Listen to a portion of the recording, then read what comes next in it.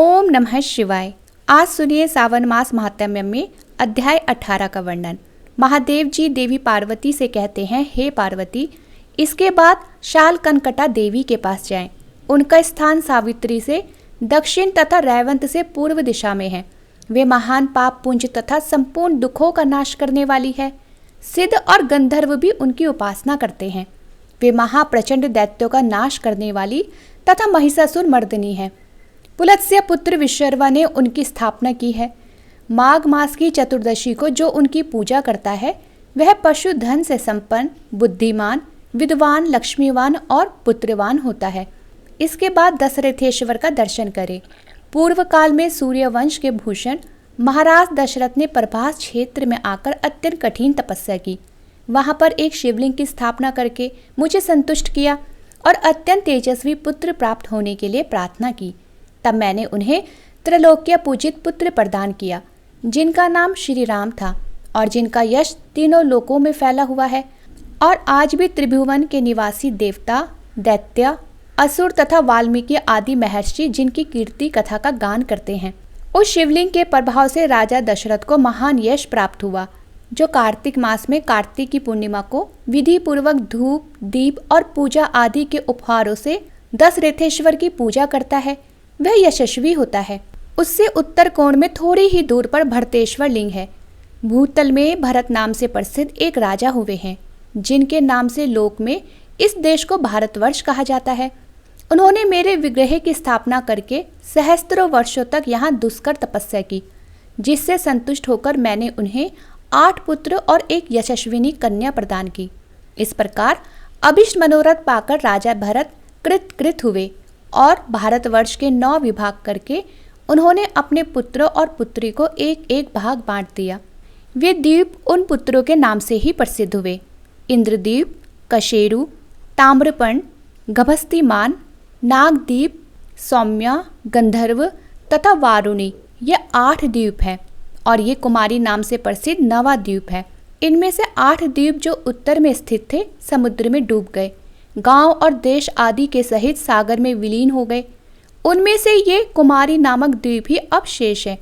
ये बिंदुसर से लेकर समुद्र तक दक्षिण से उत्तर तक फैला हुआ है, जिसकी लंबाई 9000 योजन और चौड़ाई 1000 योजन है। जो भरतेश्वर लिंग का पूजन करता है वह सब यज्ञों और दानों का फल पाता है।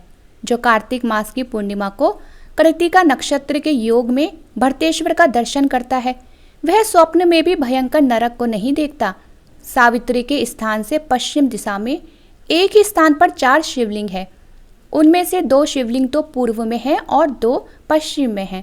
उन चारों के नाम इस प्रकार है: कुशकेश्वर, गर्गेश्वर, पौरुषेश्वर तथा मैत्रेश्वर। जो जितेंद्रिय मनुष्य भक्ति पूर्वक इन चारों लिंगों का दर्शन करता है वह सब पापों से मुक्त होकर मेरे परम धाम को जाता है।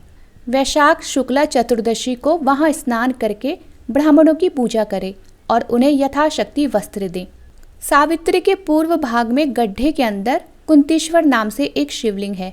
पूर्व काल में जब पांडव लोग तीर्थ यात्रा के प्रसंग से कुंती के साथ प्रभास क्षेत्र में आए थे, उस समय कुंती देवी ने वहां एक शिवलिंग स्थापित किया जो सभी पाप भय को दूर करने वाला है। कुंतीश्वर लिंग के दर्शन से मन, वाणी और क्रिया द्वारा किए हुए सब पाप नष्ट हो जाते हैं। पार्वती वहां से अग्निकोण में समस्त पापों का नाश करने वाला पुण्य तीर्थ अर्क स्थल है। उनका दर्शन करके मनुष्य 7 जन्मों तक दरिद्र नहीं होता तथा उसके 18 प्रकारों के कुष्ठ नष्ट हो जाते हैं। इसलिए सप्तमी तिथि को त्रिसंगम तीर्थ में स्नान करके पुण्यवान मनुष्य उनका पूजन अवश्य करे। सिद्धेश्वर से दक्षिण भाग में 3 धनुष के अंतर पर मानवेश्वर लिंग है। जो माघ मास की चतुर्दशी को जितेंद्रिय होकर उसकी पूजा करके रात में वहां जागरण करता है वह यमलोक में नहीं जाता।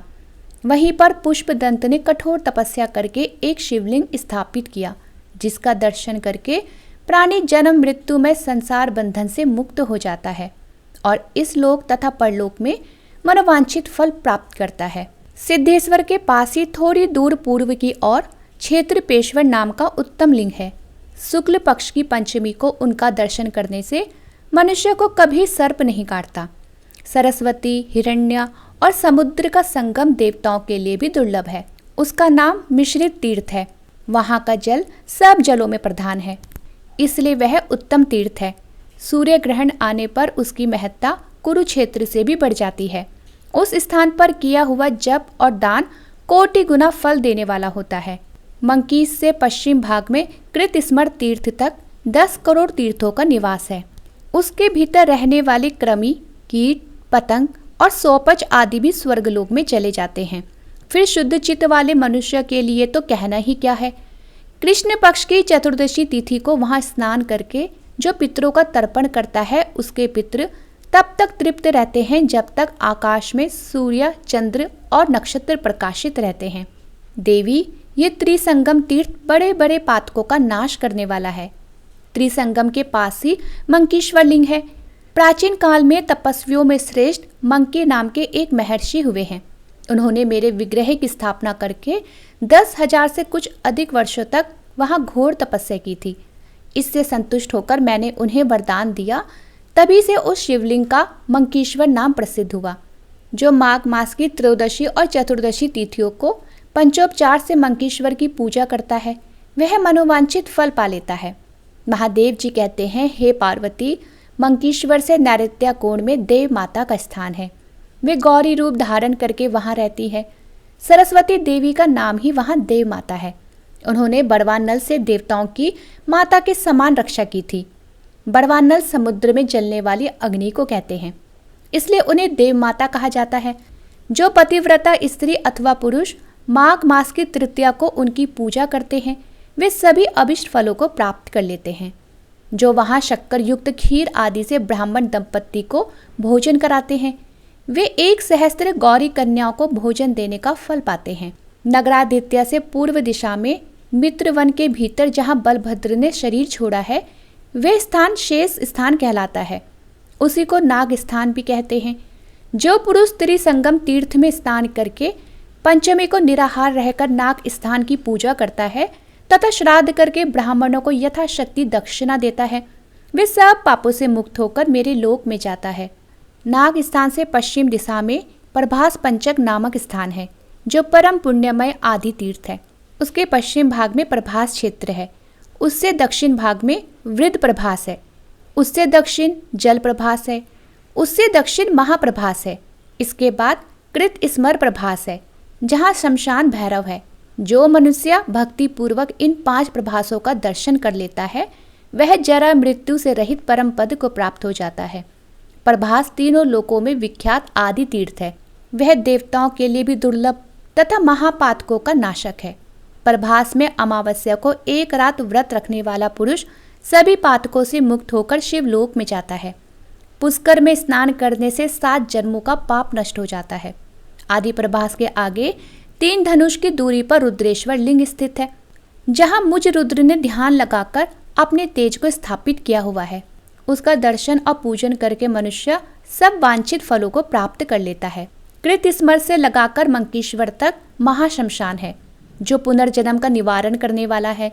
उस स्थान पर मरे हुए जीव के शरीर का दाह करना चाहिए। वह कर्म बीज के लिए उत्सर्ष क्षेत्र कहा गया है।